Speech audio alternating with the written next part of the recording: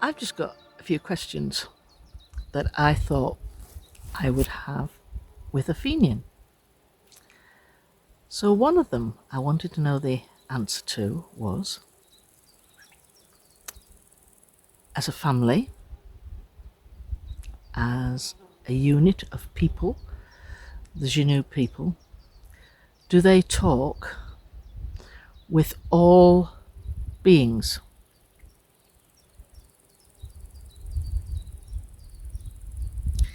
And the answer I get is all friendlies.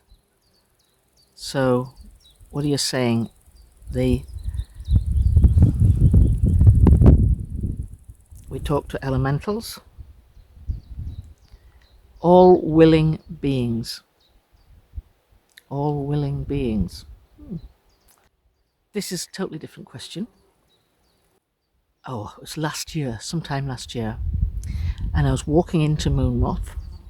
It took me about an hour to walk there. For most of the way I could hear a hum, a low, very distinct hum.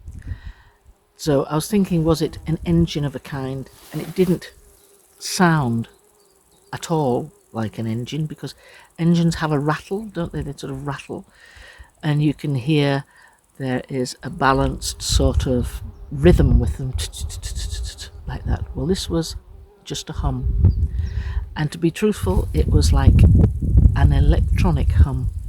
This hum went on for ages, very low, very low. You couldn't say that it was in your face, as it were, but it was very much, you couldn't miss it, but it was on the lower spectrum of sound. If it was in a key on a piano, it would probably be in the C0 to C1 range. Almost as I got to Moonmoth, it stopped. So I did ask, did my presence disrupt that hum, that noise? And she said yes. Given that we did a video a few weeks ago, if you remember, called Portals and Lenz's Law, my question to Afeanean was, do portals make a sound? So she's saying some do, dependent on their purpose and their need and their requirement. So she's saying for what I would call local distances, you wouldn't hear anything.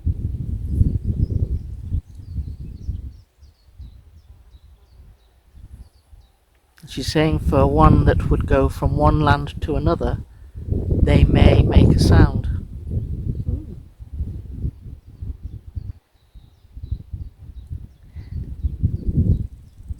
So is that to do with the vibration? Am I hearing, is it the vibration that we're hearing? She's saying yes to that. That's interesting. So have anybody else heard this sort of low-level hum? I know Ken and Rachel have. It frequently used to occur for them. If you have, pop it in the comments box below. So another question I have is regarding infrared. Game cameras, plot watchers, whatever you want to call them, cameras. When somebody places game camera, now, am I right in thinking that that interferes with the Janu people's senses?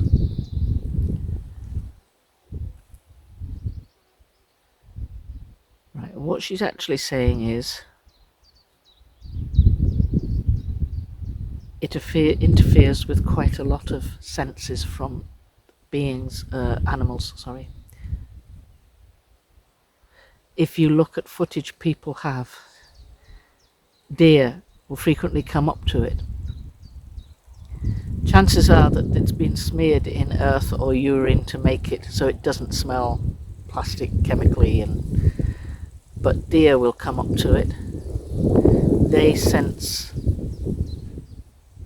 the difference to the energy field, so it affects the energy field in some way or other.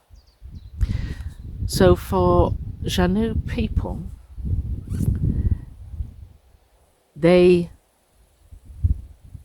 if you imagine a bat has a radar that it uses, does the Janu people have a similar sense that they use, but on a much larger, wider scale?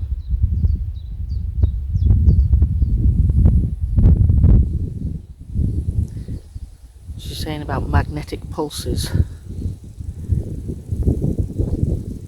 It interferes with magnetic pulses.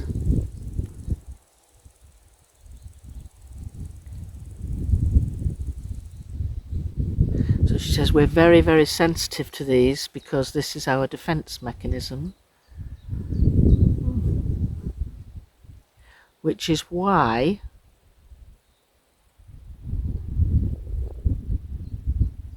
we can hear sights being switched on for night sights, night vision. We can hear that. It's not the physical sound, it's the interference. So it's like a bat has a radar of its area, so it doesn't fly into things. It can fly great speeds at night time, and it doesn't sort of smack up against a wall even though it's going really fast, because it's got this sort of radar system. They have a similar thing. Is that over a vast area? So she's showing me the pond. Drop a stone in a pond and the ripple effect. So they sense that there's a ripple effect. So what about those Janu who get caught off guard, say, who are, I don't know, eating or in the river? So she says, if we're in an area where we are, you must have to switch it on.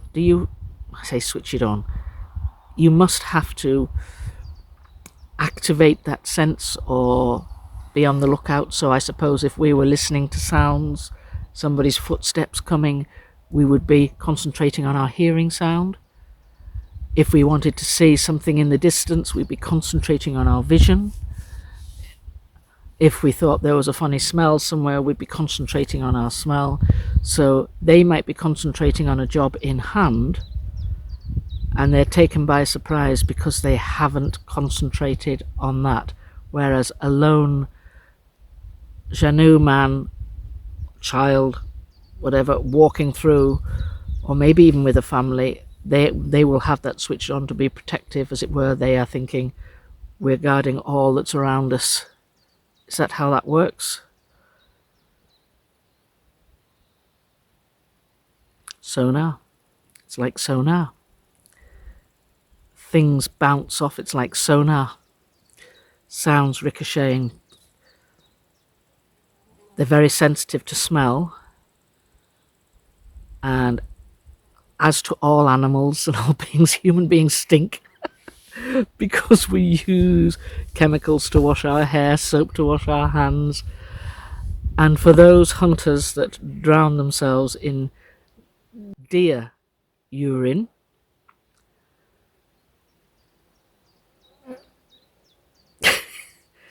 it's so obvious because a deer does not smell like that they should use it in lot smaller quantities.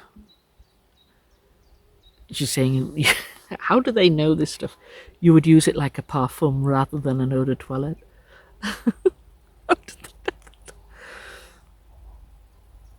Just comparisons, my dear. She's saying just comparisons. Well, that's interesting. So, in this forest here, if I was the Janu person and I was by myself, I would need to protect myself I would be concentrating on that sort of sonar sound rather than hearing or sight. Yeah. So this is something that we all do subconsciously.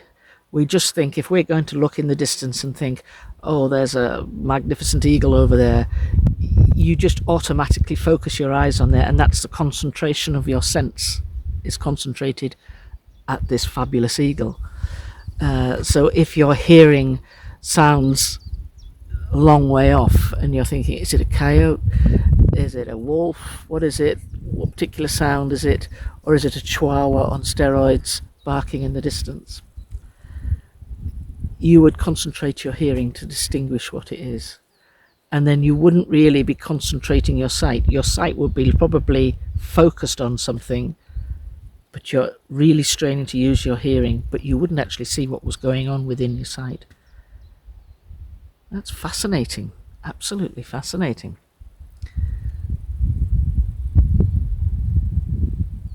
So now to the videos. Am I correct in thinking that with our videos that we make, we see things that we are given to see? Some people see very different things to others, dependent on what they've been given. We can all look at the same video and 5 people out of 20 could see completely different things.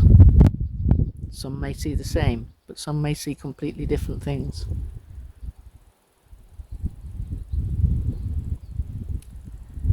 So my question is, I believe that we see more at a lower frame rate, and we see movement at a lower frame rate. So if we were to use our settings on YouTube or on our phone, if we're viewing it through a cell phone, if you looked in the settings, you can see quality. And if we reduce that quality to 420, or would 250 be too low? Maybe. She's between the 4 and 750. Certainly below the 7. Is it 720 actually she's saying? Right, okay. Certainly below 720. So at the moment, most people that have their phone set at 1020 or HD, a 4K setting, because you want the quality. So she's saying reduce the quality on there, and you see more. You would see movement within us. You would see far more.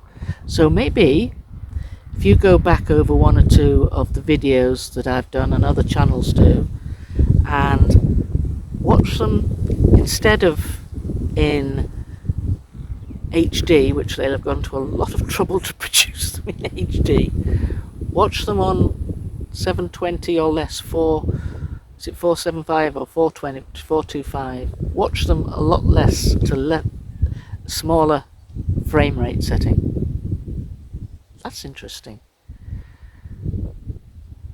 I'll be interested if you do that. I'll be very interested to see what you see. She's suggesting that it's easier for them to manipulate. See, I'd never dream of watching anything at poor quality frame rate. I like the best of quality. When I've bought stuff my drone, it's 8K. I don't have an 8K TV, but I have a 4K TV. I want the best of quality. So I'm not sure whether you can alter the settings on your TV. There's a possibility you can, but you certainly can on your cell phones. If you go to the setting in YouTube, like the cogwheel, you can reduce that and have it on a lower quality. It preserves battery and all sorts of things, but that's worth trying. See how you get on with that. Okay, well, this was just a shorty. Have fun, and catch up with you again next week.